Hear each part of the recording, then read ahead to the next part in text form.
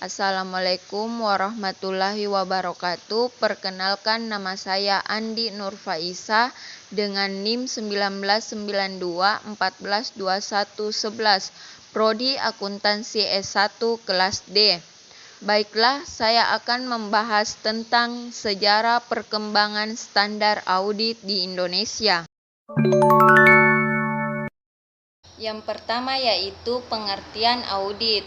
Audit adalah proses pengumpulan dan evaluasi bukti tentang informasi untuk menentukan dan melaporkan tingkat kesesuaian informasi dengan kriteria yang berlaku. Selanjutnya, sejarah perkembangan audit. Ada 6 periode sejarah perkembangan audit. Periode pertama sebelum tahun 1954. Periode kedua tahun 1954 sampai 1973.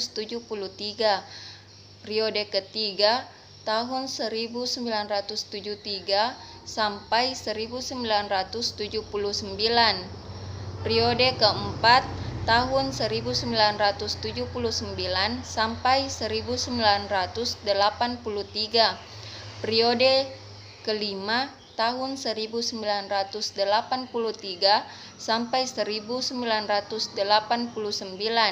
dan periode keenam yaitu tahun 1990 sampai sekarang. Selanjutnya, sejarah perkembangan audit. Sejarah perkembangan audit sebelum tahun 1840-an dimulai pada peradaban Cina, Mesir, dan Yunani, dibuktikan dengan adanya suap menyuap dan kesalahan dalam administrasi. Audit pada masa ini hanya sebatas melakukan verifikasi terhadap setiap transaksi dan sebagai pembuktian kejujuran dari orang yang diberikan tanggung jawab. Selanjutnya, periode 1 sebelum tahun 1954. Pada periode 1 sebelum tahun 1954 di Indonesia, telah ada jasa pekerjaan akuntan yang bermanfaat bagi masyarakat bisnis. Hal ini disebabkan oleh hubungan ekonomi yang makin sulit, meruncingnya persaingan, dan naiknya pajak-pajak para pengusaha, sehingga makin sangat dirasakan kebutuhan akan penerangan serta nasihat para ahli untuk mencapai perbaikan dalam sistem administrasi perusahaan.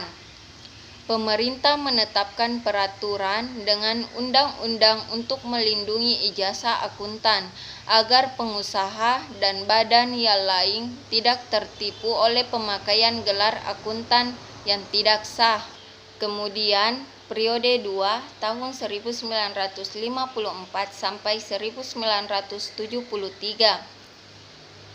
Setelah adanya Undang-Undang Nomor 34 Tahun 1954 tentang pemakaian gelar akuntan, ternyata perkembangan profesi akuntan dan auditor di Indonesia berjalan lamban karena perekonomian Indonesia pada saat itu kurang menguntungkan, mengingat terbatasnya tenaga akuntan dan ajun akuntan yang menjadi auditor pada waktu itu. Direktorat Akuntan Negara meminta bantuan kepada kantor akuntan publik untuk melakukan audit atas nama Direktorat Akuntan Negara. Selanjutnya, periode 3 tahun 1973 sampai 1979. M. Sutojo pada Konvensi Nasional Akuntansi 1 di Surabaya, Desember 1989, menyampaikan hasil penelitiannya mengenai pengembangan pengawasan profesi akuntan publik di Indonesia, bahwa profesi akuntan publik ditandai dengan satu kemajuan besar yang dicapai Ikatan Akuntan Indonesia dengan diterbitkannya buku Prinsip Akuntansi Indonesia atau PAI dan Norma Pemeriksaan Akuntan atau NPA dalam Kongres Ikatan Akuntan Indonesia di Jakarta tanggal 30 November sampai tanggal 2 Desember 1973. Dengan adanya prinsip dan norma ini, profesi akuntan publik telah maju selangkah lagi karena memiliki standar kerja dalam menganalisa laporan keuangan badan-badan usaha di Indonesia. Selanjutnya, periode 4 tahun 1979 sampai 1983. Periode ini merupakan periode suram bagi profesi akuntan publik dalam pelaksanaan paket 27 Maret, 3 tahun setelah kemudahan diberikan pemerintah. Masih ada akuntan publik tidak memanfaatkan maksud baik pemerintah tersebut. Beberapa akuntan publik melakukan malpraktik yang sangat merugikan penerimaan pajak, yaitu dengan cara bekerja sama dengan pihak manajemen perusahaan melakukan penggelapan pajak. Selanjutnya, periode 5 tahun 1983 sampai 1989. Setelah melewati masa-masa suram, pemerintah perlu memberikan perlindungan terhadap masyarakat pemakai jasa akuntan publik, dan untuk mendukung pertumbuhan profesi tersebut, pada tahun 1986, pemerintah mengeluarkan Keputusan Menteri Keuangan Nomor 763 KMK 001 1986 tentang akuntan publik.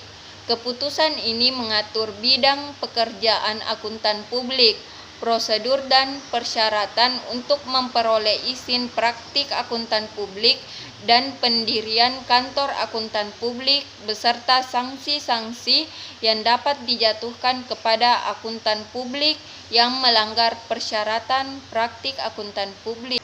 Dan yang terakhir, periode 6 tahun 1990 sampai sekarang. Dalam periode ini, profesi akuntan publik terus berkembang seiring dengan berkembangnya dunia usaha dan pasar modal di Indonesia. Walaupun demikian, masih banyak kritikan-kritikan yang dilontarkan oleh para usahawan dan akademisi.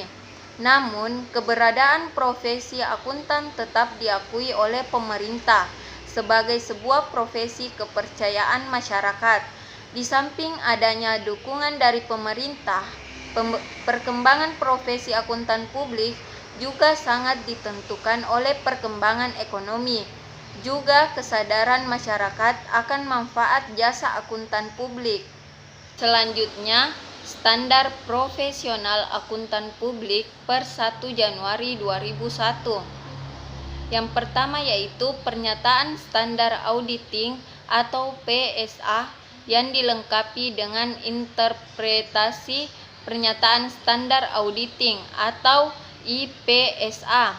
Yang kedua, Pernyataan Standar Atestasi atau PSAT yang dilengkapi dengan interpretasi Pernyataan Standar Atestasi atau IPSAT.